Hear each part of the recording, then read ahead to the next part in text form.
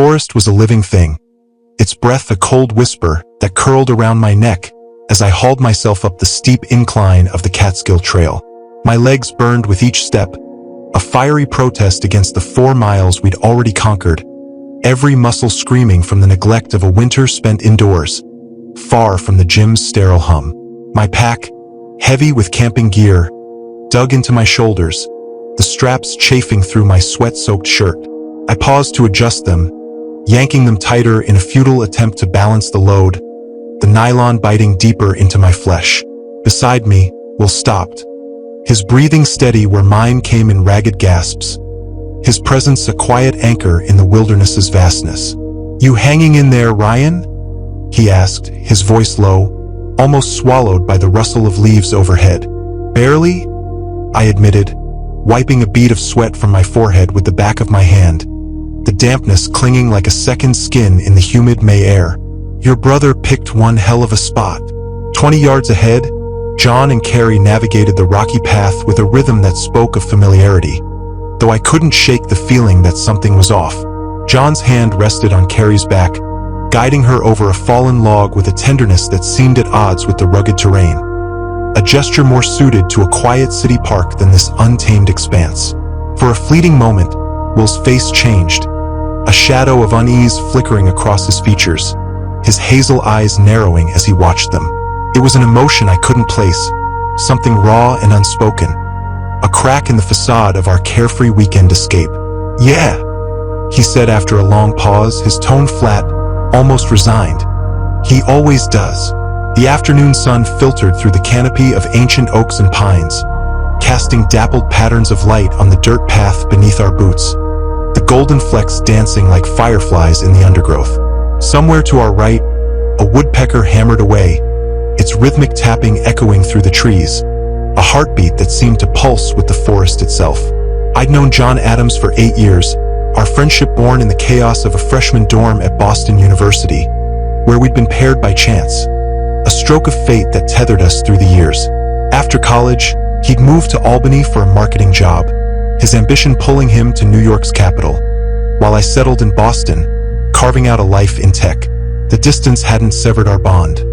We kept in touch with late-night calls, trading stories of our diverging paths, and the occasional weekend visit, though those had grown rarer as life's demands pressed in. For months ago, John had called me, his voice buzzing with excitement, pitching this trip, a technology-free retreat in the Catskills, a chance to unplug and reconnect, just like the old days.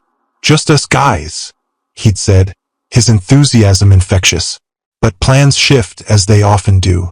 First, Carrie was added to the mix, his new girlfriend of 6 months, a woman I'd never met, her presence a question mark in the equation of our reunion. Then Will, John's younger brother, joined us, a last-minute addition that felt like an afterthought. I didn't mind the changes. I'd met Will a handful of times during college, when he'd visited John on campus, a quieter shadow to his brother's boisterous light. 3 years younger, Will carried the same easy Adams charm when he chose to wield it, though he often held it in reserve, a contrast to John's unfiltered warmth. We pressed forward, our boots crunching against the gravelly trail, closing the distance between us and the pair ahead. "So, what's your take?" I asked Will, keeping my voice low, the words meant for him alone. "On Carrie." Will adjusted his pack, his gaze fixed on the path ahead, avoiding the figures in front of us. "Haven't decided yet," he said, his tone guarded, as if weighing each word before letting it slip. John's laugh broke through the quiet, a bright, unfiltered sound that echoed back to us. The kind of laugh that had always drawn smiles from strangers, a magnetism that made him the center of any room. Carrie's response was too soft to catch, a murmur lost to the wind, but I could see the tilt of her head, the way she leaned into him, a quiet intimacy that felt both natural and staged. We reached the ledge where they waited, a small outcropping that offered a reprieve from the climb. John turned to us, his face flushed with exertion, sweat plastering his dark blonde hair back from his forehead, his blue eyes alight with a boyish enthusiasm that hadn't dimmed since our college days. "There you slowpokes are," he said, grinning wide. "Look at this view." He swept an arm out in a grand gesture, revealing a clearing that opened to a breathtaking expanse of rolling, tree-clad mountains stretching as far as the eye could see. The sun hung low in the sky, its golden light painting the forest in 1,000 shades of green, from the deep emerald of the pines to the vibrant lime of new leaves, a tapestry of wilderness that stretched into the horizon. The immensity of it struck me, a primal reminder of our smallness. No buildings, no roads, not even a whisper of civilization to break the illusion of endless nature. "Worth the hike, right?" John asked, his voice brimming with pride, as if he'd carved this vista himself. "Ask me when I can feel my shoulders again," I quipped, but a smile tugged at my lips as I drank in the scene, the ache in my body momentarily forgotten. Carrie sat on a jagged rock at the clearing's edge, her focus on readying her hiking boot, her movements precise and deliberate, almost mechanical. She didn't look up as she spoke, her voice sharp with an edge I couldn't quite place. "How much farther?" "Half a mile, tops," John assured her, his tone light. "The campsite's just past the creek crossing." "Thank God," she muttered, standing to brush dirt from her pants, her hands quick and efficient. Mosquitoes buzzed around her, drawn to the warmth of her skin, but she didn't flinch, her face unmarked by the sweat that drenched the rest of us. John pulled a small bottle of repellent from his pocket, offering it to her with a grin. "Here, use mine." "I already used mine," she said, but she took it anyway, applying it to her exposed forearms with swift, practiced strokes, her fingers working with a precision that spoke of control. Nothing wasted, nothing excessive. We continued on, the trail sloping downward now, the sound of running water growing louder with each step. The path narrowed, forcing us into single file, the forest closing in around us like a living tunnel. John led the way, his strides confident, Carrie following close behind, her steps steady despite the uneven ground. I walked next, my boots slipping occasionally on loose stones, with Will bringing up the rear, his silence a steady presence at my back. The trees pressed closer, their branches reaching out like skeletal fingers, snagging at our packs and brushing against our arms.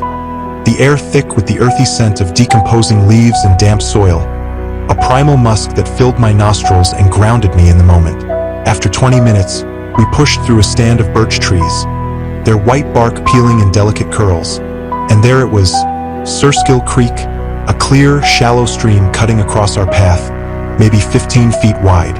Smooth stones lined the bottom, their rounded edges visible through the rushing water, glinting in the fading light like polished glass. John didn't hesitate, hopping from rock to rock with the ease of a man who'd done this 1,000 times, his balance unwavering. He reached the other side and turned back, waving us on with an encouraging grin. "Come on. Home sweet home is just up this bank." Carrie crossed next, her movements careful but sure, her boots finding purchase on the slippery stones without a single wobble. I followed, more cautious, watching each step as cold water splashed my ankles where the gaps were too wide to jump, the chill seeping through my socks and sending a shiver up my spine. Behind me, Will crossed with the same quiet competence, his steps as steady as if he'd walked this creek 100 times before. We climbed the short, steep bank on the other side, our hands grasping at roots and rocks for leverage, and at the top, a natural clearing opened before us. A flat expanse of ground covered in a thick layer of pine needles, soft and springy underfoot, surrounded by a dense ring of towering pines and hardwoods. A fire pit, lined with weathered stones, sat at the center, its blackened interior a testament to past visitors. Though the clearing was ours alone now, the silence of the forest unbroken save for our heavy breathing. "Told you it was perfect," John said, dropping his pack with a thud and stretching his arms overhead, his joints popping audibly. Private, secluded, and not a cell tower in sight. Carrie's brow furrowed, her lips pressing into a thin line. "I still don't see why that's a selling point," she muttered, her voice low but carrying a weight of discontent that hung in the air. John clapped his hands together, undeterred. "All right, let's get camp set up before we lose daylight. Will, Ryan, you guys want to gather firewood? Carrie and I will handle the tents." Will nodded, his expression unreadable, and I followed him to the edge of the clearing, the pine needles crunching beneath our boots. As soon as we were out of earshot, he spoke, his voice barely above a whisper. John met her in therapy. I blinked, caught off guard by the revelation. What kind of therapy? I asked, my curiosity piqued. He won't say exactly, Will replied, bending to pick up a thick branch, testing it for dampness before tucking it under his arm. Just that they were in some kind of group sessions together for a while. Started dating right after. I gathered a few smaller pieces, the dry wood rough against my palms, and glanced at him, sensing the tension in his frame. Is that what's bothering you? I pressed, keeping my voice low. His face remained neutral, but his shoulders stiffened, a subtle tell. Who says something's bothering me? You've been watching them like you're expecting something to happen? I pointed out, my eyes flicking toward the clearing where John and Carrie worked on the tents. He sighed, shifting the wood in his arms. It's just, he's different with her. Can't you tell? The John the first wouldn't plan a trip with no phones, no backup. He's always been cautious, prepared. This off-the-grid stuff isn't him. I turned his words over in my mind as we gathered more wood, the forest's quiet pressing in around us. John had always been the responsible one in college, the designated driver, the one who made sure we had a sober plan for getting home, the guy who double-checked our gear before any adventure. This reckless plunge into isolation did feel out of character, a departure from the man I'd known for nearly a decade. Maybe he's just trying something new, I offered, though the words felt hollow even as I said them. Or maybe she likes the outdoors. Will's laugh was short and humorless, a dry sound that carried no warmth. Yeah, you can tell she's really loving nature, he said, his sarcasm sharp as he nodded toward Carrie, who knelt by a flat rock near the creek, unpacking food supplies with a focus that bordered on mechanical. Her movements devoid of the wonder or appreciation I felt for the wild beauty around us. We returned to camp, our arms laden with kindling and larger logs, the scent of pine clinging to our clothes. John had the tents half set up, two four-person models facing each other across what would soon be our fire pit, their nylon walls rippling slightly in the evening breeze. Carrie worked nearby, her hands swift and precise as she sorted through a waterproof bag, pulling out packets of dried pasta and cans of sauce, her face set in a mask of concentration. I dropped my load of wood near the fire ring and joined John, driving stakes into the soft ground with the heel of my boot, the earth yielding easily beneath the pressure. So, Will tells me you met Carrie in therapy? I said, keeping my tone casual as I hammered another stake into place. John's hands froze on the tent pole he was threading, his body going still for a moment before he looked toward Carrie, then back to me, his expression guarded. He shouldn't have told you that, he said quietly, his voice tinged with something I couldn't quite name. Regret, perhaps, or defensiveness. Is it a secret? I asked, raising an eyebrow. No, just private, he said, his tone softening. But yeah, we met in group. Both of us were going through some stuff after bad breakups. She helped me through a rough patch. I nodded, sensing the boundary, and didn't push further. The tent took shape between us, its frame rising like a small fortress against the encroaching dusk. The sun dipped lower, casting long shadows across the clearing as evenings settled over our campsite, the air growing cooler with the fading light. John worked on the fire, arranging the kindling in a careful pyramid, his movements practiced and sure, a remnant of his Eagle Scout days. Carrie organized dinner supplies nearby, her knife slicing through an onion with a rhythm that was almost hypnotic, the blade flashing in the dim light. Will found a spot by the creek to filter water for our canteens, his silhouette a dark shape against the shimmering water, the soft gurgle of the stream a constant undercurrent to our activities. I watched them all, these three people I'd be sharing this isolated pocket of wilderness with for the next 3 days. John, my oldest friend, who seemed different out here, a subtle shift I couldn't quite pinpoint. Will, quiet and watchful, his unease a palpable thing. Carrie, efficient and composed, yet carrying an undercurrent of discontent that surfaced in her clipped words and tight movements.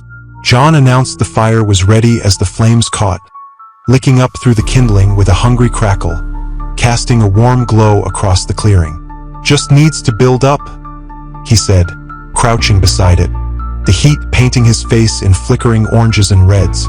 I joined him, the warmth a welcome contrast to the evening chill, my muscles aching in a way that felt earned, a good kind of sore after a day in the wild. "Nice job, Eagle Scout," I said, a grin tugging at my lips. He flashed a smile, the same boyish grin that had charmed our dorm mates years ago. "Some skills never leave you," he replied, his voice light, but there was a weight behind his eyes, a shadow that lingered even in the firelight. Once the fire was roaring, John stood, wiping his hands on his pants, the denim streaked with dirt and ash. "All right, one last order of business before we fully commit to our digital detox," he said, his tone taking on a ceremonial air. He walked to his backpack, digging through its contents until he pulled out a small waterproof bag, holding it up like a trophy. "Phones, everyone. They go in here until Monday morning." Carrie looked up from her cutting board, her knife pausing mid-chop, a piece of onion dangling from the blade. "Seriously?" she asked, her voice sharp with disbelief. "What if there's an emergency?" John patted the small emergency beacon clipped to his belt, its black plastic gleaming in the firelight. "One press of this button brings in search and rescue," he said, his tone reassuring. "For anything less than life-threatening, we deal with it ourselves." Carrie's jaw tightened, her eyes narrowing slightly, as if this was a detail she hadn't agreed to, a betrayal of some unspoken expectation. "What if someone needs to reach us?" she pressed, her knife still hovering over the board. "Everyone who needs to know where we are knows we're off-grid until Monday," John countered, his voice firm but patient. "Come on, it's only 3 days." Carrie's expression remained tense, her lips pressed into a thin line, but she finally set down her knife with a deliberate clatter, pulling a slim phone from her pocket. She tossed it to John, the motion harder than necessary, the device arcing through the air with a force that spoke of her frustration. "Fine," she said, the word clipped, her eyes flashing with something I couldn't read. Anger, perhaps, or resignation. I handed mine over next, watching as John caught it with ease, sealing it in the bag with a practiced motion. Will gave up his phone without a word, his silence heavier than Carrie's protest, his gaze fixed on the fire as if searching for answers in its flickering depths. "That's it," John announced, zipping the bag closed and burying it deep in his pack. "We're officially disconnected. Welcome to 1990, everybody." Darkness had fully settled over the clearing by the time we gathered by the fire to eat, the sky above a tapestry of stars unmarred by city lights, a sight so rare it felt almost otherworldly. Carrie had prepared a simple meal, pasta with canned sauce and vegetables she'd somehow kept fresh during the hike, the steam rising in delicate curls as we filled our plates.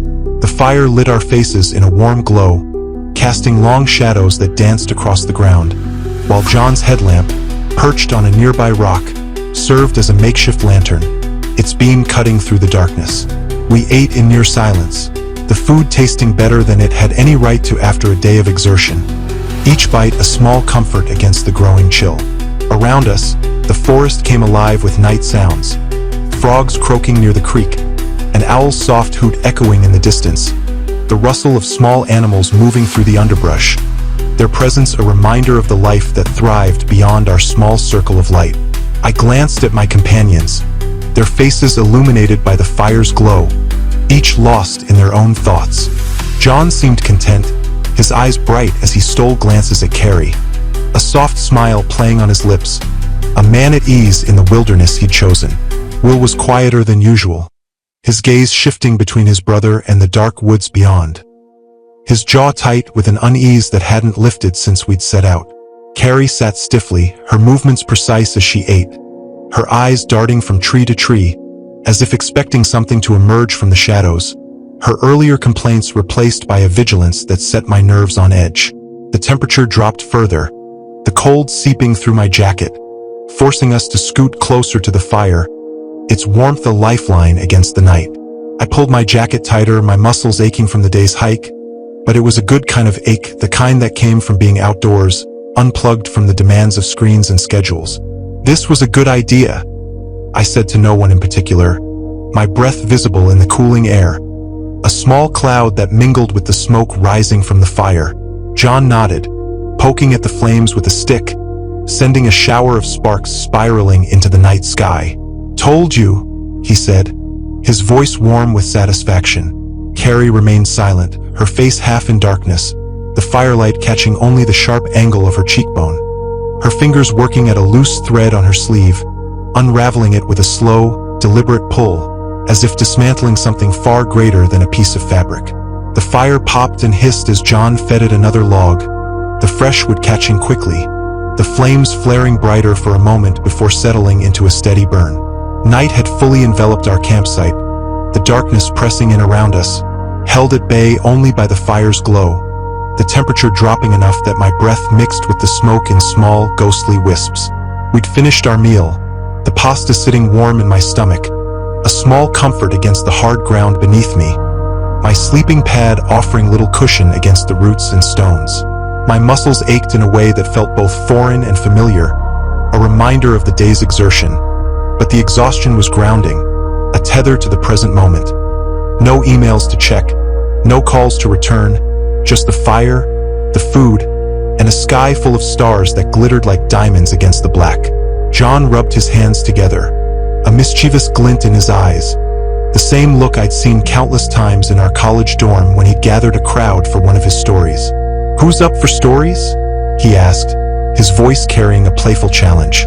Will groaned, but there was a hint of fondness in the sound, a brotherly exasperation that spoke of shared history.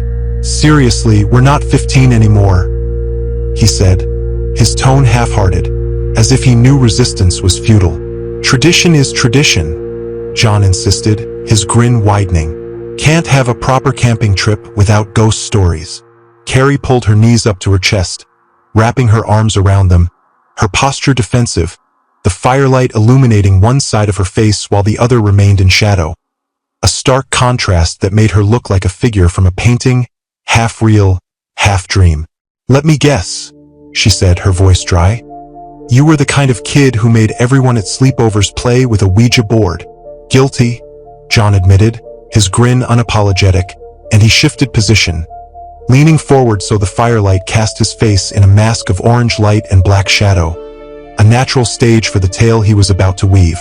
"This one's an old Catskills legend," he began, his voice dropping to a low, hypnotic register, the kind that could hold a room captive, a skill he'd honed over years of late-night storytelling sessions. "Locals swear it's true. Back in the 1930s, a man named Ellis Blackwood lived with his wife in a cabin not far from here. Ellis was a trapper by trade, spent weeks alone in the woods setting his lines, leaving his wife. Some say her name was Margaret, others claim it was Helen, to fend for herself in their isolated home. She grew lonely during his absences, the kind of loneliness that gnaws at the soul, and she sought comfort where she could find it. Will shifted beside me, his posture stiffening, a subtle tension that made me wonder if he'd heard this story before, or if something else was stirring his unease. "Ellis returned from a 2-week trip to find his wife in bed with another man," John continued, his voice growing darker. "A local hunter who'd been keeping her company while Ellis was away.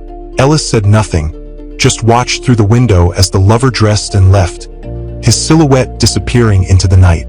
The fire crackled, sending a shower of sparks into the air, the sound punctuating the story like a drumbeat. I glanced at Carrie, who had begun picking at the loose thread on her sleeve again, her expression neutral but her focus intense, as if the thread held the key to some unspoken truth.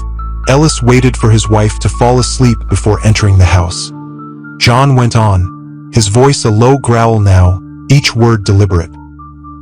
He packed a bag with rope and a small shovel, then bound his sleeping wife with the rope, her body limp in his arms as he carried her deep into the forest, to a clearing much like this one. He paused, gesturing to the darkness beyond our campsite, the motion slow and deliberate, drawing our eyes to the shadows that seemed to shift and writhe just beyond the fire's reach. She woke as he started digging, begged for her life, swore she'd never been unfaithful, her voice rising in a desperate plea. But Ellis just kept digging, the shovel biting into the earth with a steady rhythm, each scoop a step closer to her fate.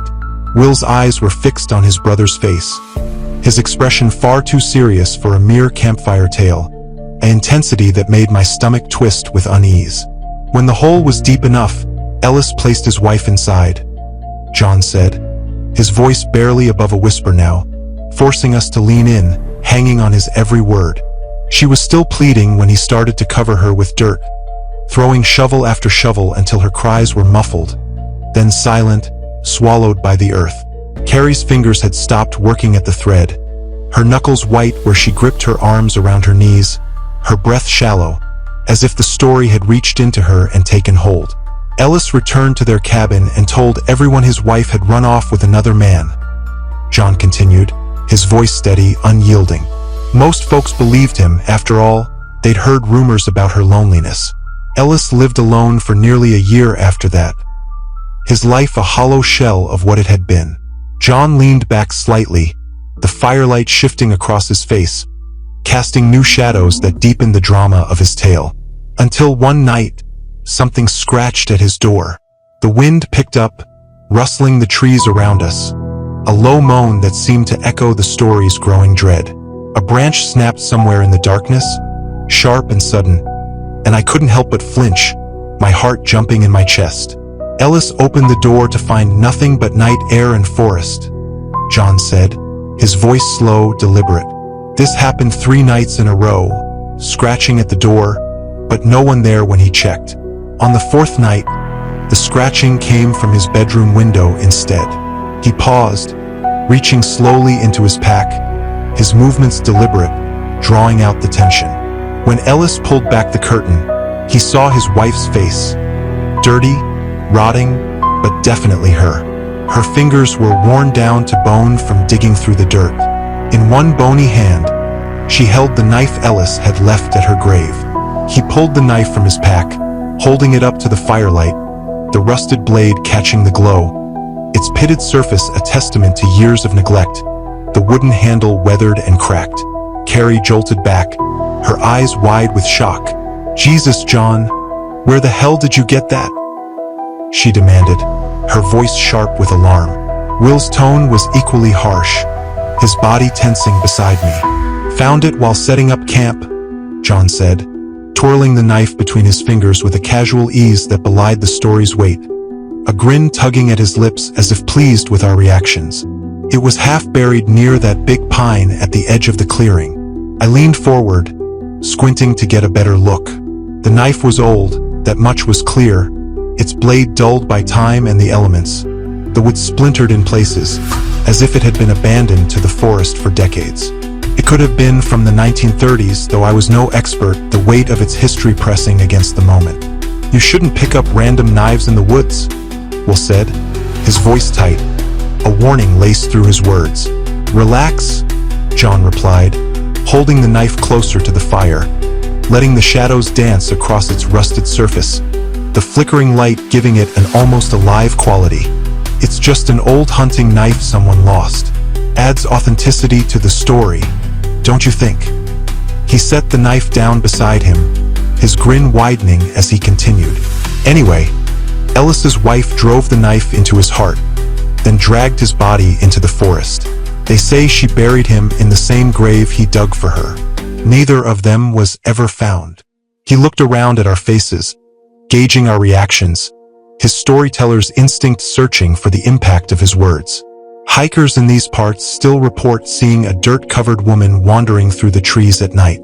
And they say if you listen closely on quiet nights, you can hear scratching, like fingernails on wood or bone on earth.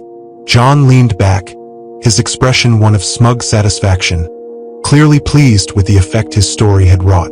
"Some say it happened right in this area," he added, his voice dropping to a conspiratorial whisper.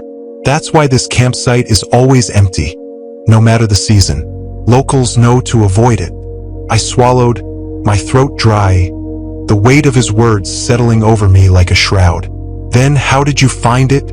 I asked, my voice quieter than I intended. John shrugged, the motion casual, as if the question held no weight. "A guy at the ranger station mentioned it when I asked about secluded spots. Said most people prefer the established campgrounds." Carrie muttered under her breath, her arms crossed tightly across her chest. "I wonder why." Her tone was laced with sarcasm, but there was a tremor beneath it, a crack in her composure that made me glance at her, searching for the source of her unease.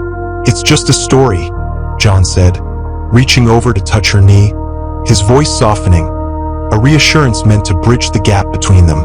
"No different than the ones we used to tell in therapy group." Something passed between them then, a look I couldn't decipher, a silent conversation that excluded the rest of us. Carrie's eyes met John's, then flicked to Will and me before returning to the fire, her expression unreadable, a mask that hid whatever truth lay beneath. The moment stretched, heavy with unspoken tension, until I stood abruptly, the need to break the silence overwhelming. "I need to pee," I announced, feeling suddenly intrusive, as if I'd stumbled into a scene not meant for my eyes. My knees cracked as I rose, stiff from sitting too long on the hard ground. "Don't start another story without me." "Take the flashlight," John said, tossing me his headlamp, the small device arcing through the air. "Watch out for vengeful spirits." I rolled my eyes, catching the headlamp with one hand and clicking it on, its beam cutting a narrow path through the darkness as I moved away from the fire's glow. The forest swallowed me quickly, the light fading to a mere whisper just a few steps in. The headlamp's beam the only thing keeping the shadows at bay. I found a spot far enough from camp for privacy, but not so far I'd get lost, the night sounds enveloping me. Crickets chirping in a ceaseless chorus, leaves rustling in the breeze, the distant gurgle of the creek a steady undercurrent. I took care of business quickly, the cold air raising goosebumps on my arms, and turned to head back, pointing the light across the ground to avoid tripping on roots or rocks. The beam passed between two towering pine trees, their trunks thick and gnarled, and caught something. A figure, standing completely still, 30 yards away, its shape unmistakably human against the backdrop of the forest. I stopped dead, my body going rigid with shock, the air catching in my throat. The light illuminated only part of the figure, a vague silhouette darker than the woods around it, its features lost to shadow just at the edge of the beam's reach. "Hello," I called, my voice cracking, the words sounding small and fragile in the vastness of the night. No response came, the figure remaining motionless, a statue carved from darkness. I swept the light back and forth, trying to get a better look, but the figure stayed just out of clarity, a shadow that refused to be defined. My heart pounded in my chest, a drumbeat that drowned out the crickets, and I took an instinctive step backward, a branch snapping under my foot with a sound like a gunshot in the stillness. The noise broke whatever spell had rooted me in place, and I turned, sprinting back toward camp, branches slapping against my arms and face, the headlamp's beam bouncing wildly as I ran. I burst into the firelight, breathless, my chest heaving as I gasped for air. "There's someone out there," I said, the words tumbling out in a rush, my voice high with panic. John was on his feet immediately, his expression shifting from relaxed to alert in an instant. "What do you mean?" he asked, his voice sharp. "Between those two big pines?" I said, pointing in the direction I'd come from, my hand trembling slightly. Just standing there, watching. I couldn't see their face. Will stood too, his hand going to his belt where he kept a small hunting knife, his movements quick and precise. "How far?" he asked, his voice steady but laced with tension. 30 yards, maybe," I said, my breathing starting to slow, though my pulse still hammered in my ears. "Just beyond where I went to pee." They didn't move when I called out. John reached for his own flashlight, a heavy mag light that doubled as a potential weapon, its weight reassuring in his hand. "Will and I will check it out," he said, his tone decisive. "Carrie, stay with Ryan." "Like hell?" Carrie snapped, standing abruptly, her eyes flashing with defiance. "I'm not sitting here alone." John hesitated for a moment, then nodded. "Then we all go," he decided, and we moved as a group toward the spot I'd indicated, for flashlight beams cutting through the darkness like blades. The forest felt denser at night, more oppressive, the shadows refusing to yield to our lights, as if the darkness itself was a living thing, pushing back against our intrusion. Right here, I said when we reached the area between the two pines. Our beams playing across the ground and trees, illuminating nothing but pine needles and bark. There were no footprints, no disturbed vegetation. No sign anyone had been standing there. The ground untouched, as if I'd imagined the whole thing. "You sure this was the spot?" John asked, sweeping his powerful beam in a wide arc, the light catching on the rough texture of the pine trunks but revealing nothing else. "Positive," I said, moving forward to examine the area more closely, my own light tracing the ground for any hint of disturbance. The pine needles should have shown some evidence. A scuff, a depression, but everything looked pristine, as if the forest itself had erased the figure's presence. "Could have been a deer," Will suggested, though his tone lacked conviction, his eyes still scanning the darkness beyond our lights. They sometimes freeze when caught in a light.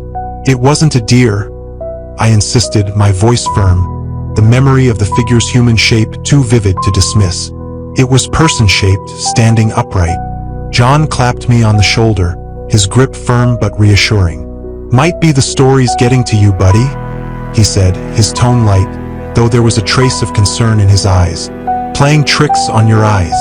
I wanted to argue, to insist that I'd seen what I'd seen, but doubt crept in, insidious and cold. Had it been a person, or just shadows and trees? My imagination fueled by John's ghost story, the tale of Ellis and his vengeful wife seeping into my perception. We made our way back to the campfire, the tension between us thicker now, a palpable thing that settled over the clearing like a fog. "Probably a hunter," John declared as we seated ourselves again, though his tone lacked the certainty of before. "Though they shouldn't be out at night in May, not hunting season," Will countered, his voice sharp. "Not hunting season. Could be a hiker who got lost, saw our fire," John persisted, grasping for a logical explanation. "Checking us out before approaching." "Then why disappear?" I asked, the question hanging in the air, unanswered. John shrugged, his shoulders tight. "Who knows? People are weird." Carrie had been silent throughout our search and the discussion that followed, her face unreadable, her body tense as she stood, brushing pine needles from her pants with quick, jerky movements. "I'm going to bed," she announced, her voice flat, devoid of the earlier sharpness. "I'm tired, I'm cold, and I don't want to talk about mysterious forest people anymore." "I'll join you in a bit," John told her, his eyes following her as she unzipped the tent she shared with him and disappeared inside, the nylon flap closing behind her with a soft rustle. Will and I exchanged a glance. The mood of our little group irrevocably shifted, a tension settling in that hadn't been there during dinner, a crack in the facade of our carefree escape. "I think I'll turn in too," Will said after a few minutes of awkward silence, his voice heavy with exhaustion. "Long day tomorrow if we want to hike to the falls and back." "Good idea," I agreed, suddenly eager to retreat from the oppressive night air, the darkness pressing in around us like a living thing. "Coming, John?" "In a few," he said, poking at the embers with a stick, not meeting our eyes. "Want to make sure the fire's properly out." Will hesitated, his body turned toward his brother, as if he wanted to say something more, but he ultimately just nodded and headed for our tent, his steps slow and deliberate. I followed, unzipping the flap and crawling inside, the small space cramped with our sleeping bags and packs, the air inside cool and smelling faintly of nylon and pine. "You really saw something?" Will asked quietly as we settled into our sleeping bags, his voice low, barely audible over the rustle of fabric.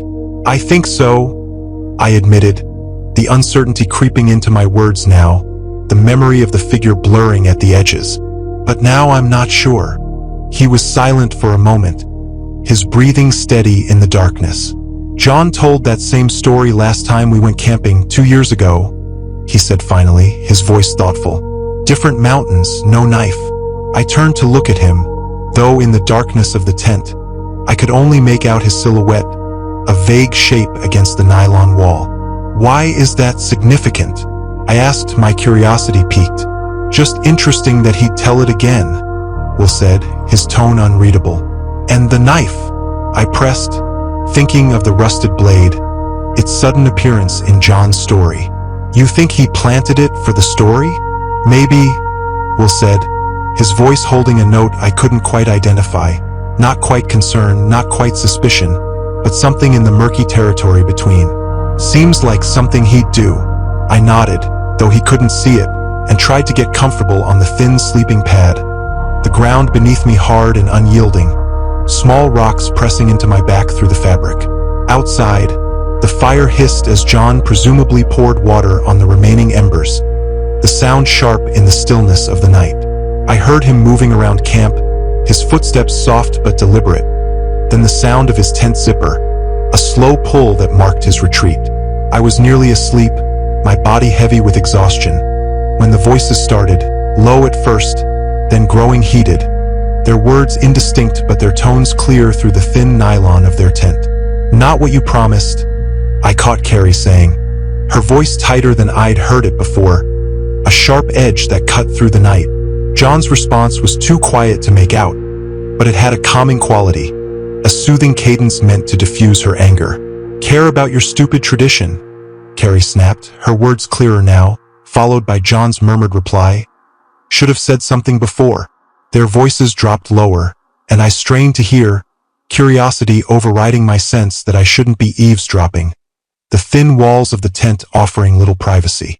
Beside me, Will's breathing had changed, slower and more deliberate. He was awake, listening too, his body tense in the darkness. Not going to work if you keep. John's voice rose briefly before cutting off abruptly, a sudden silence that felt intentional, as if he'd realized how their voices might carry, warning Carrie to lower hers, or perhaps they'd move to whispers too soft to reach us. The argument, if that's what it had been, appeared to be over, the silence that followed heavy and complete. I rolled onto my side, trying to find a position that didn't press a root or stone into my back, the thin sleeping pad doing little to cushion the hard ground. Sleep came in fits and starts, my mind replaying the day's events, the hike, the story, the figure in the woods, each thought a thread that kept me tethered to wakefulness. Each time I drifted off, some sound would jerk me back to consciousness. The crack of a branch, the soft hooting of an owl, the rustle of leaves in the breeze, sounds that were natural but felt ominous in the context of the night. Once, I could have sworn I heard footsteps circling our tent, the soft crunch of pine needles under a careful tread, deliberate and slow, as if someone or something was pacing just outside. I lay still, my breath shallow, listening, but the sound didn't repeat, and eventually I convinced myself it was just a nocturnal animal. A raccoon or possum foraging around our campsite, drawn by the scent of our dinner. The third or fourth time I woke, it was to the sound of a tent zipper, the slow, careful pull of someone trying to be quiet, the noise sharp in the pre-dawn stillness. I lifted my head slightly, listening as footsteps moved away from camp, growing quieter as they retreated deeper into the forest, the sound fading into the ambient hum of the night. I glanced at Will, his form a bundled lump in his sleeping bag beside me, his breathing slow and steady, undisturbed by the noise. I considered waking him, my hand hovering over his shoulder, but decided against it. It was probably just John or Carrie making a bathroom trip, a mundane explanation that eased the tension in my chest. I settled back down, pulling my sleeping bag tighter around my shoulders against the pre-dawn chill. The air inside the tent cold enough to raise goosebumps on my arms. The footsteps didn't return, or if they did, I was too deeply asleep to notice, my body finally surrendering to exhaustion. I woke suddenly, early morning light filtering through the tent's nylon walls, casting a grayish glow over the cramped space. My neck ached from sleeping at an odd angle, a dull throb that pulsed with each movement, and my back complained as I shifted in the sleeping bag, the hard ground leaving its mark on my body. The air inside the tent was cold and still, with that peculiar emptiness that lingers in the liminal space between night and day, a quiet that felt both serene and unsettling. Will was bundled up beside me, a lump of fabric and warmth, his breathing slow and steady, undisturbed by the morning's chill. I sat up, my mind foggy with half-remembered fragments of the night. John and Carrie arguing, the strange footsteps circling our tent, the sound of a zipper pulling slowly in the dark. I couldn't tell if I'd dreamed some of it, the line between reality and imagination blurred by sleep. But the unease lingered, a cold knot in my stomach that refused to loosen. I crawled out of my sleeping bag, the cold air biting at my skin, raising goosebumps as I pulled on my boots, not bothering to tie the laces, and grabbed my jacket, the fabric stiff with dried sweat. I unzipped the tent as quietly as I could, the sound loud in the stillness, and stepped out into the campsite, the gray early light casting long shadows across the clearing. The fire pit was a pile of gray ash and charred logs, the embers long since extinguished, and morning dew glistened on the pine needles and grass, tiny droplets catching the light like scattered jewels. "John?" I called softly, my voice barely above a whisper, not wanting to wake the others if he was just taking a morning bathroom break. No response came, the campsite remaining still, the silence broken only by the distant chirp of birds waking in the trees. I made a wider circuit of the immediate area, my boots leaving faint impressions in the dew-soaked ground, looking for any sign of John, a footprint, a disturbed patch of earth, anything to indicate where he might have gone. His and Carrie's tent stood across the clearing, its flap zippered shut, the nylon taut against the morning breeze. "John?" I tried again, a little louder this time, my breath clouding in front of me in the chilly air. When there was no answer, I approached the tent, my heart beating a little faster, and unzipped the flap just enough to peek inside. Carrie lay curled in her sleeping bag, her back to the entrance, her dark hair spilling across the fabric, her breathing slow and even. John's bag lay beside her, neatly arranged, its surface smooth and untouched, as if it hadn't been slept in at all. I zipped the tent closed, my mind racing, the knot in my stomach tightening as I stood, wondering where he might have gone. Maybe he'd woken early and decided to get more firewood, or perhaps he'd gone to scout the area, a morning walk to clear his head. But something felt wrong, a quiet alarm sounding in the back of my mind. John wasn't the kind of person to wander off alone, especially after what I'd claimed to see the night before. The figure in the woods, watching us, a presence that had set us all on edge. I tied my boots properly now, the laces tight against my ankles, and walked toward the creek, the forest coming alive with morning sounds. Birds chirping in a chaotic symphony, branches swaying in the breeze, the air fresh with the scent of pine and damp earth. The trees that had seemed so ominous in the dark now looked ordinary, their trunks and branches stripped of the night's menace, just wood and bark and leaves under the gray light of dawn. About 20 yards from camp, something caught my eye, a glint of metal among the fallen leaves, a flash of something out of place in the natural palette of browns and greens. I walked closer, my boots crunching softly, and saw it. The rusted knife from John's story, its blade stuck into the dirt, the wooden handle protruding like a marker, deliberate and intentional. I knelt, pulling it free with a gentle tug, the earth releasing it with a soft, sucking sound. The handle was smoother than it had looked the night before, worn by time but solid in my grip, the blade rusted but still strong, its edge stained with dark patches that could have been old blood, or just more rust, the ambiguity feeding the unease in my chest. John was probably just playing a joke, continuing his ghost story from the night before, a prank to keep the tale alive in our minds. "Very funny, John," I called, louder now, my voice carrying through the trees, hoping for a response, a laugh, the sight of my friend emerging from behind a tree with that familiar grin. But my words fell flat in the empty forest. No laughter, no rustle of movement, just the echo of my own voice bouncing back to me, hollow and unanswered. I looked up at the sun, just beginning to peek through the branches, its light pale and weak, still early, but no longer dawn. I headed back to camp, the knife heavy in my hand, deciding it was time to wake the others, the weight of John's absence pressing harder with each step. Will was already up when I returned, crouched by the fire pit, arranging kindling and small sticks in a careful pattern. His movements methodical, a morning ritual to ground himself. "Morning," he said without looking up, his voice rough with sleep, the sound of someone not fully awake. "John with you?" The question confirmed my growing concern, a shared unease that made my chest tighten. "No," I said, holding up the knife, its rusted blade catching the light.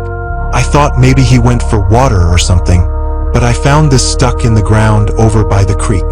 Will's hands stopped moving, his eyes narrowing as he recognized the knife. The same one from last night. Its presence now a question mark in the morning light.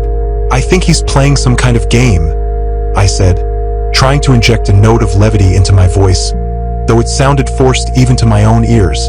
Taking his storytelling to the next level. That would be like him, Will admitted, but doubt threaded through his words, a hesitation that mirrored my own. But not without his jacket. It was cold last night. We both turned as the sound of a zipper broke the quiet, Carrie emerging from her tent, squinting against the morning light, her dark hair tangled and loose, her expression tense as her eyes darted between us. "Where's John?" she asked immediately, her voice sharp with urgency, a note of fear beneath the question. "We were hoping you knew," I replied, watching her closely. "When did you last see him?" She shook her head, running a hand through her hair, her movements jerky, as if trying to shake off the remnants of sleep or something darker. "He was asleep when I dozed off," she said, her voice trembling slightly. "What time is it?" Will checked his watch, a simple analog piece on his wrist. "Almost 8, he said, his tone flat. "And he's just gone." Carrie's eyes widened, a note of tension creeping into her voice, a fear that seemed to grow with each passing second. I held up the knife, its blade glinting dully in the light. "I found this near the creek," I said. "Could be his idea of a prank." Her gaze locked on the blade, and something hardened in her expression. A shift from fear to something colder, more resolute. "That's not funny," she said, her voice low, a tremor beneath the words. "Not after his stupid story." Will stood, brushing dirt from his hands, his shoulders tense, his expression unreadable. "Let's eat something, then look for him," he suggested, his voice deliberately calm, though the tension in his frame betrayed his concern. "He can't have gone far without his gear." We prepared a hasty breakfast, granola bars and water, eaten standing up, the food tasteless in the face of our growing worry. Our conversation limited to clipped sentences as we discussed where to search. By mid-morning, with no sign of John, our worry had morphed into real fear, a cold dread that settled in my bones. "He wouldn't just leave," Carrie insisted, pacing the perimeter of our campsite, the dried pine needles crackling under her boots with each step, her movements restless, a caged animal searching for escape.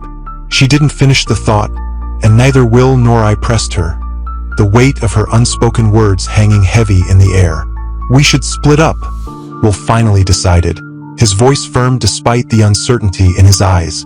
"Cover more ground that way. Is that safe?" I asked, the memory of the figure from the night before flashing in my mind, the human shape standing motionless in the dark, watching us. "We'll stay within shouting distance," Will said, his tone steady, a plan forming in his mind. 30 minutes of searching, then back to camp regardless. If we haven't found him by then, we need to consider hiking out for help. We established our search directions. Will would head west along the creek, following its winding path through the forest. Carrie would search north, toward the trail we'd hiked in on, retracing our steps. I would go east, following the water downstream, the creek a guide through the dense woods.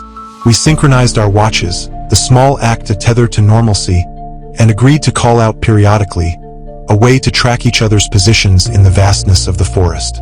"Keep your eyes open," Will told us as we prepared to separate, his voice low, a warning laced through his words.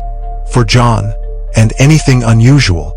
The way he said it made me think he was taking my sighting from the previous night more seriously now that John had disappeared, a shift that sent a shiver down my spine. I headed east along the creek, the knife tucked into my belt, its weight a constant reminder of the morning's discovery. I wasn't sure why I'd brought it. Maybe as evidence of John's prank, a tangible link to his story, or maybe as a makeshift weapon if I ran into whatever I'd seen last night, the figure that had haunted my thoughts since. The creek gurgled beside me, its water clear enough to see the stones on the bottom, their smooth surfaces glinting in the morning light, the cold numbing my fingers when I dipped them in to test its temperature. "John?" I called every few minutes, my voice echoing through the trees, waiting for a response between the sounds of water and birds, the forest alive with the hum of morning. "John, can you hear me?"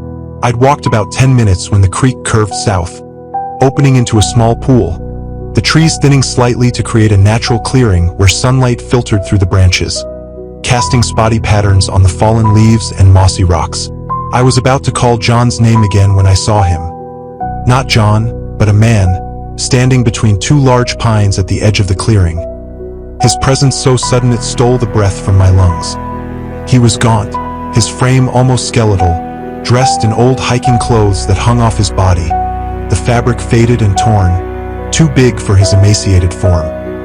His skin was sickly pale, the kind of pallor that spoke of illness or malnutrition, and he stared at me with eyes that seemed too dark in his hollow face, a gaze that held no warmth, no humanity.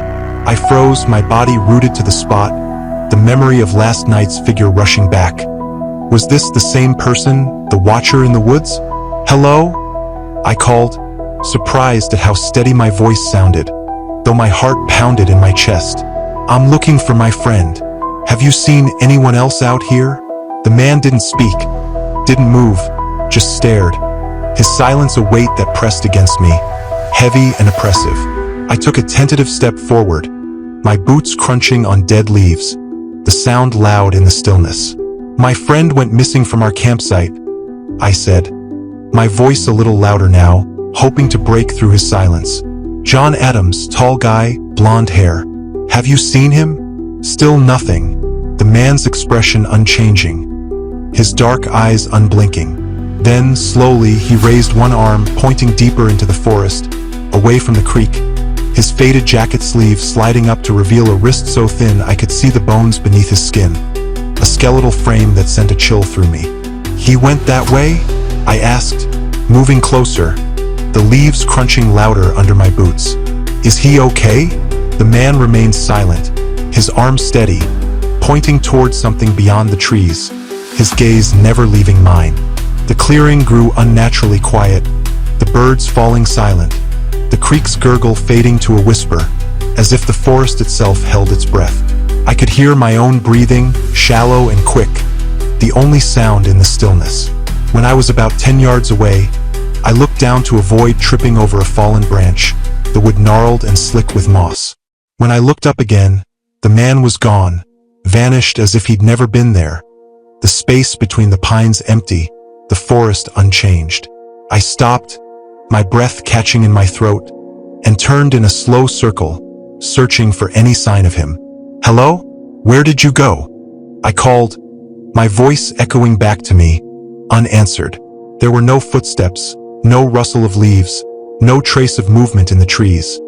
He had simply disappeared, leaving nothing behind, not even footprints in the soft dirt where he'd stood. I checked my watch, 15 minutes since I'd left camp, the time ticking away faster than I'd realized. I should head back soon, the 30-minute limit looming, but the man had pointed this way, and if John had gone in this direction for some reason, I couldn't turn back now, not yet.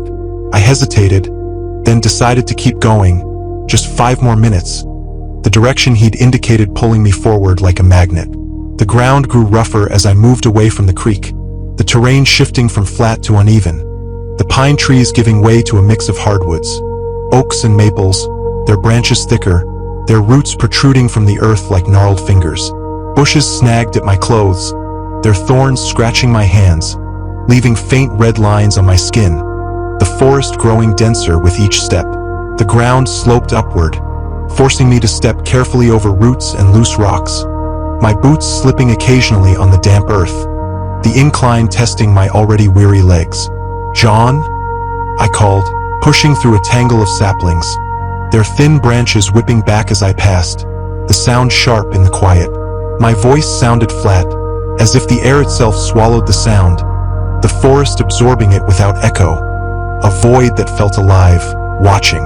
The trees here looked older, their trunks thicker, their bark twisted into patterns that seemed almost deliberate, like faces frozen in silent screams, the moss growing thick on their northern sides, a vibrant green that glowed in the dim light.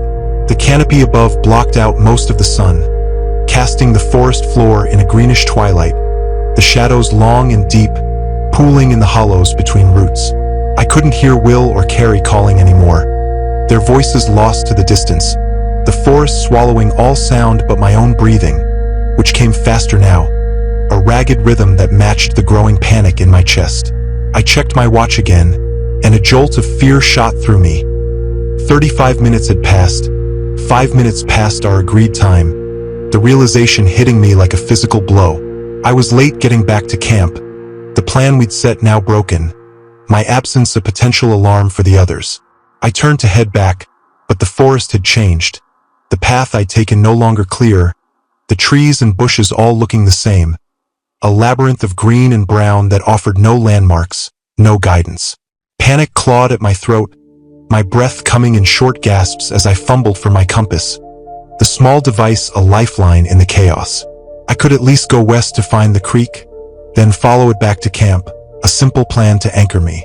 The needle spun lazily, then pointed to my right, its direction a small comfort in the disorienting maze. I took a deep breath, steadying myself, and started walking, pushing branches out of my way, the thorns catching at my sleeves, the forest resisting my every step. I'd taken only 3 steps when a scream shattered the silence. High and terrified, unmistakably Carrie's, coming from behind me, back toward camp. I started running, adrenaline surging through me, my body moving on instinct as I smashed through bushes, ducked under branches, and jumped over logs, my lungs burning with the effort, the scream echoing in my mind. Another scream, closer now, spurred me on, my legs pumping harder, my boots slipping on the uneven ground, the forest blurring around me as I ran. My foot caught on a root, the impact jarring, and I fell forward, my arms flailing, unable to break my fall as I rolled down a short, steep hill I hadn't seen, the world tilting wildly. I hit the ground hard, the air driven from my lungs, leaves and dirt filling my mouth as I skidded to a stop, my right side slamming against a partially buried rock, the pain sharp and immediate, a white-hot flare that stole what little breath I had left. I lay there for a moment, stunned, the forest spinning around me, my chest heaving as I struggled to breathe, the taste of earth bitter on my tongue. When I could finally draw air, I pushed myself up, spitting out the dirt, my right ankle throbbing where it had caught on the root, a dull ache that pulsed with each movement. I tested it gingerly, standing slowly, the pain sharp but bearable. Not broken, just twisted, a small mercy in the chaos. I paused, trying to orient myself, listening for another scream, but the quiet that followed was even more terrifying, a silence that felt deliberate, as if the forest itself was holding its breath, waiting. "Carrie!" I shouted, my voice raw. "Will!" I started moving again, limping slightly, the pain in my ankle a constant companion as I picked up speed, the joint loosening with each step, though the ache remained, a reminder of my fall. The trees began to thin, and I recognized landmarks from our hike in, the gnarled oak we'd passed, the boulder shaped like a sleeping bear, familiar shapes that guided me back, a lifeline in the disorienting maze. I was heading in the right direction, the realization a small comfort, though the fear remained, a cold weight in my chest. I burst through a final stand of trees and stumbled into our camping clearing, my breath coming in ragged gasps, expecting to find the source of Carrie's screams, bracing myself for whatever horror had provoked them. A bear, a predator, something worse. Instead, I found emptiness, the clearing undisturbed, a peaceful tableau that mocked the terror in my mind. The tents stood as we'd left them, their nylon walls rippling slightly in the breeze, the fire pit cold and gray, its ashes untouched since morning. There was no sign of Will or Carrie, no evidence of struggle or violence, just our campsite, abandoned in the late morning sun, the light filtering through the trees in soft, golden beams. I stood panting in the middle of the clearing, turning in a slow circle, the knife heavy in my belt, its weight a grounding presence amidst the surreal calm. The sweat from my run cooled on my skin, chilling me as it dried, a shiver running down my spine despite the warmth of the day. "Will! Carrie!" I called, my voice bouncing among the trees, the echo mocking me with its emptiness. "Where are you?" The camp offered no answers, the backpacks we'd left leaning against the logs where we'd sat the night before, John's jacket still hanging from a branch, its sleeves swaying gently in the breeze. Everything looked exactly as we'd left it, except for the people who should have been there, their absence a void that swallowed the clearing whole. I stood there, my breath slowing, the panic in my chest giving way to a cold, creeping dread, my mind racing to make sense of the emptiness. I'd heard Carrie scream, not once but twice, clear and terrified. The sound so vivid it had pulled me back through the woods, driving me to run despite my twisted ankle, the pain a constant throb with each step. Something had happened during our search, something bad enough to make Carrie scream like that, and now both she and Will were gone, vanished without a trace, leaving the campsite a hollow shell of the haven we'd created the night before. I called their names again, louder this time, my voice scratchy and raw, the sound startling a flock of birds from nearby branches, their wings flapping in alarm as they took flight, a chaotic burst of motion against the stillness. I listened for a response, for any human sound amidst the rustling leaves and the distant gurgle of the creek, my ears straining for a shout, a cry, anything to break the oppressive silence. Nothing came, the forest offering only its own sounds, indifferent to my desperation. My fingers brushed against the rusted knife at my belt, the metal cold against my skin, its presence suddenly wrong, out of place in a way I couldn't articulate, a relic of a story that had taken on a life of its own. I thought about throwing it into the trees, casting it away like a bad omen, but something stopped me, a primal instinct to hold on to it, as if it might serve as a weapon if I encountered whatever had made Carrie scream, a talisman against the unknown. I decided to circle the camp, searching for any sign of which direction they might have gone, my eyes scanning the ground for clues, my movements slow and deliberate, as if I could will the forest to reveal its secrets. The ground was a mess of footprints from our morning activities, our boots leaving overlapping impressions in the pine needles, a chaotic map of our comings and goings, but I found fresher tracks leading north, the direction Carrie had gone during our search. Two sets of prints ran side by side in places, Will and Carrie together, their steps uneven, one set dragging slightly, as if someone had stumbled or been pulled. I followed the trail, moving as quickly as my ankle would allow, the pain a dull ache that flared with each step, the pine needles and dead leaves cushioning my movements, muffling the sound of my boots against the earth.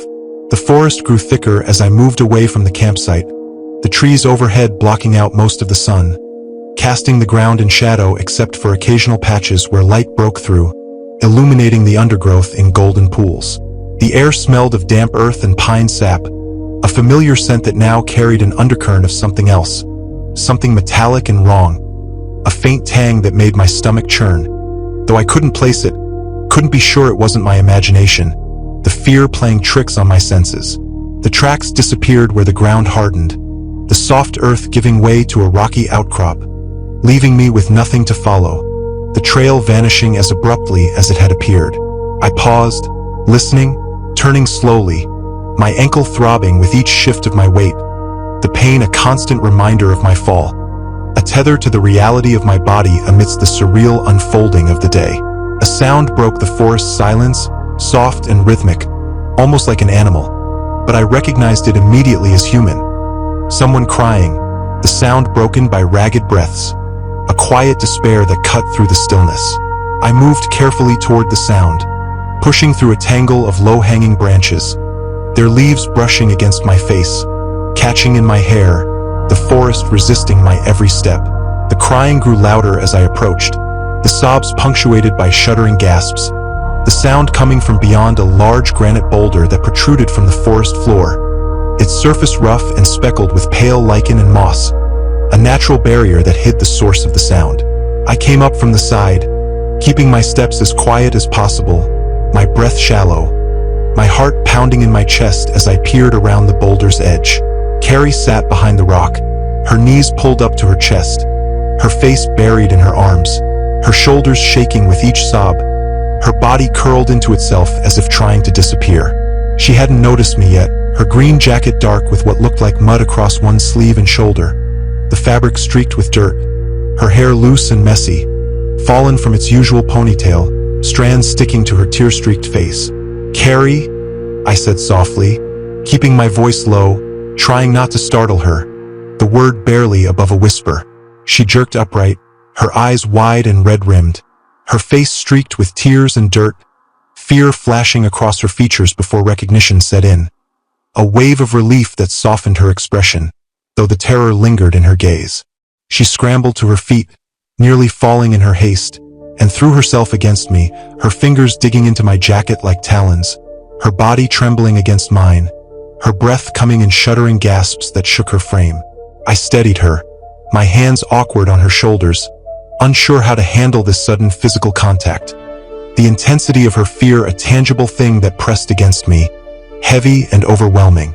"What happened?" I asked, my voice gentle but urgent, my mind racing with possibilities, each one darker than the last. "Where's Will?"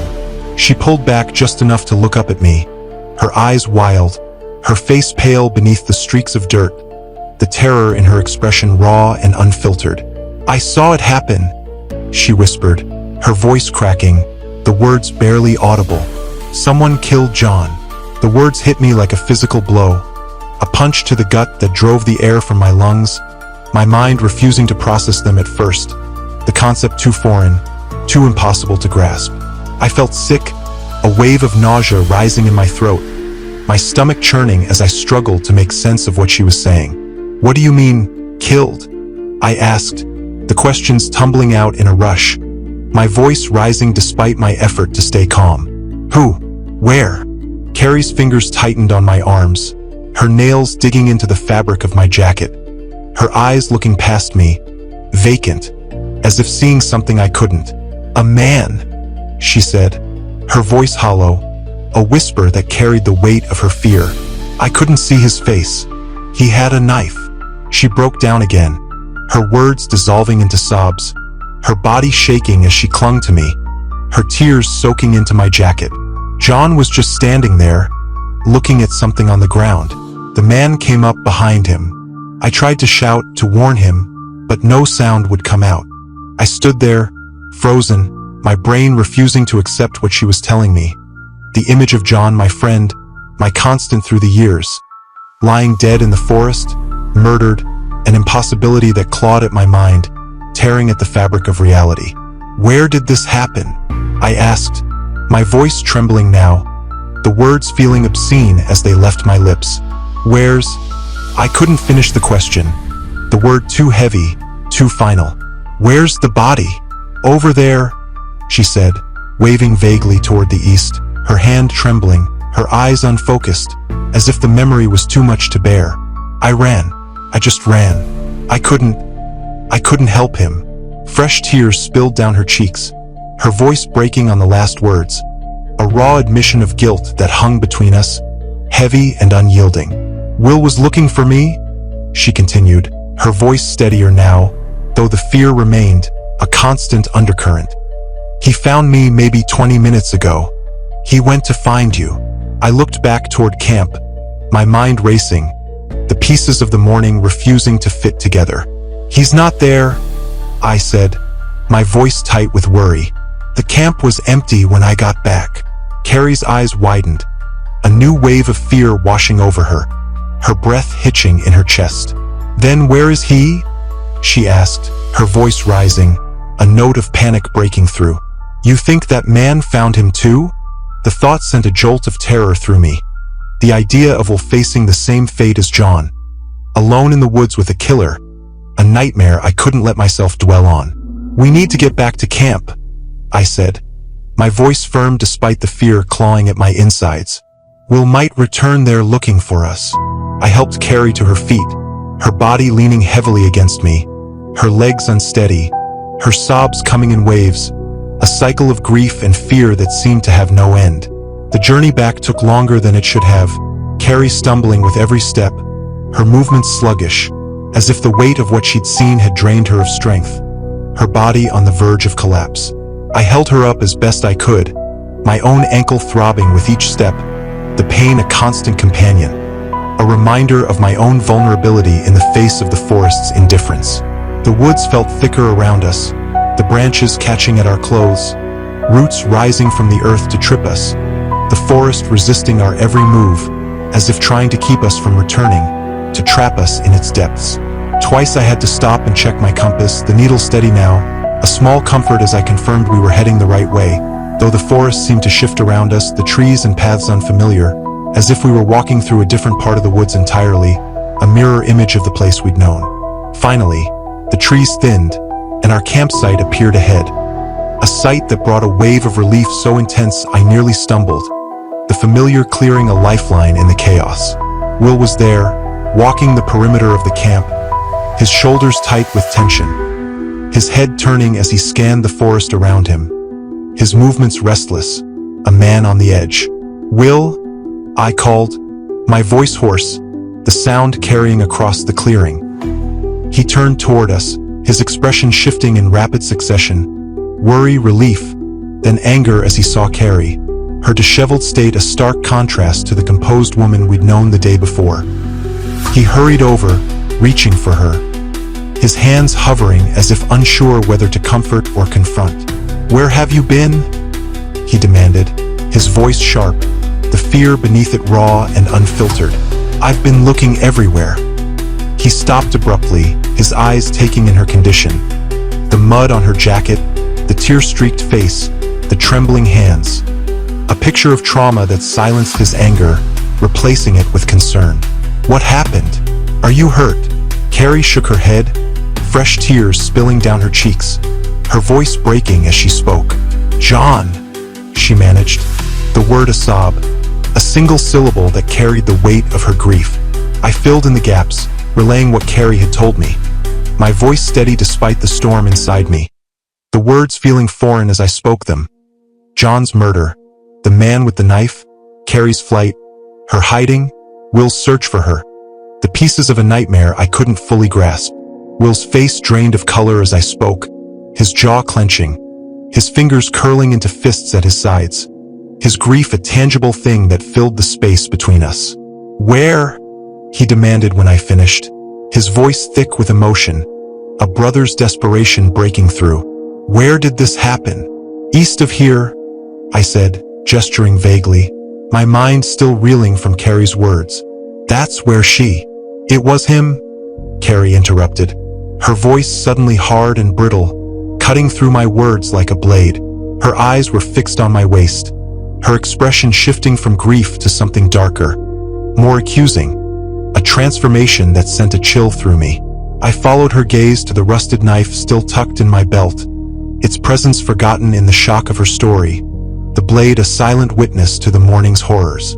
"That's the knife," she said, scrambling backward, putting distance between us, her tears stopping abruptly, replaced by a wild, accusing stare that bore into me. "He killed John with it. That exact knife." Will's eyes darted from the knife to my face, confusion giving way to dawning horror, a suspicion that twisted the air between us, a betrayal I couldn't comprehend. "No," I said, raising my hands, the motion instinctive, a plea for understanding. "I found this stuck in the ground this morning before we even started searching. Remember? I showed it to you." "He's lying," Carrie hissed, her body transforming, no longer the sobbing, broken figure I'd found behind the boulder, but something else, something colder, more calculated, her movements precise as she backed toward Will, her eyes never leaving me. "That's the knife. I saw it. The man stabbed John with it, over and over." Will's expression hardened, uncertainty mixing with suspicion, his body tensing as he stepped closer to Carrie, positioning himself between us, a protector now, his trust in me fracturing before my eyes. "Where were you this morning, Ryan?" he asked, his voice low, the question a dagger that cut deep, the implication clear, a betrayal I couldn't fathom. "Really?" The word hit me like a blow, my voice rising in disbelief as I stared at him.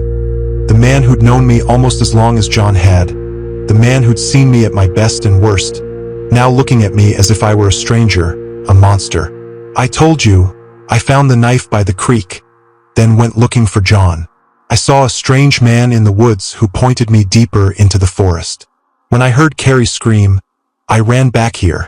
Even to my own ears, the story sounded implausible. A patchwork of events that didn't fit together. A mysterious man who vanished without a trace, a knife appearing and disappearing, screams that led nowhere, a narrative that unraveled the more I tried to hold it together. Will's eyes narrowed, his jaw tight, his trust in me eroding with each word. "You expect me to believe that?" he asked, his voice cold, a stranger's voice, not the brother of my friend, not the man I'd laughed with just yesterday. "It's the truth," I insisted, my voice breaking, the desperation clear as I clung to the reality I knew, the reality.